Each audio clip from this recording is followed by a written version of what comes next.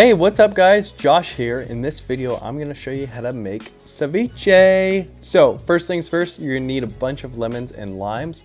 I cut about 12 separate limes and added in a few lemons in as well. Because we have a miniature garden, I was able to grab lemons and limes pretty easily. However, washing off spider webs was a whole nother story. So, after you squeeze all the limes and lemons into a bowl, go ahead and grab your fish that you're going to make ceviche with. So, in my case, I had 1 sculpin and 2 sand bass, which I had caught the night before at the bait barge. However, before I could cut the fish in chunks, I had to remove the skin. Removing the skin was super easy because I had just bought a Dexter Outdoors fillet knife, and it made life so much easier. Don't spend your money on cheap Walmart stuff, just get the real deal. Lifesaver.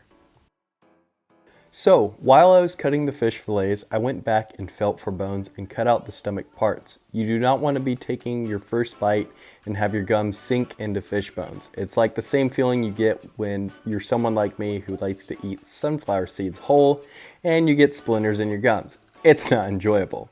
Once the skin and bones were removed, I went ahead and started cutting the fish into little cubes. When you're cutting the fish into cubes, you want everything to be closest to the same size so it cooks evenly in the acidic lemon and lime juice. After both sculpin and sand bass were cut into small chunks, I went ahead and dumped everything in the bowl of lemon and lime juice. After that, I took saran wrap and put it in the fridge.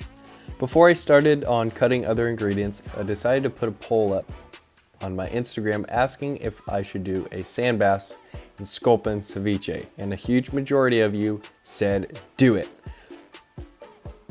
And back to the chopping block. For my first ingredients, I used 3 sticks of celery. I don't know what it was, but the crunching sound that celery sticks make when you cut them is so satisfying.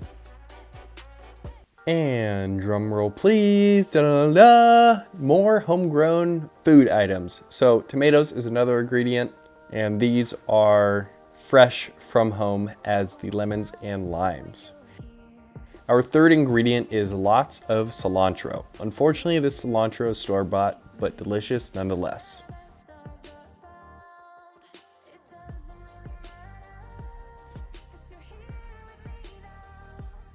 Up next were bell peppers. I cut the whole pepper and ended up eating more than half, so I had to bring another bell pepper from the fridge and cut that up.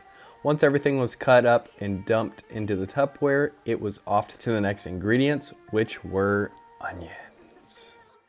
After I stopped crying, it was time to move on to my favorite ingredient, green olives. This is by far my favorite ingredient to add to ceviche besides salt. The olives bring out a very sweet flavor, but you have to do the green olives with the red insides. I don't like the black Lindsay olives, they taste bitter to me.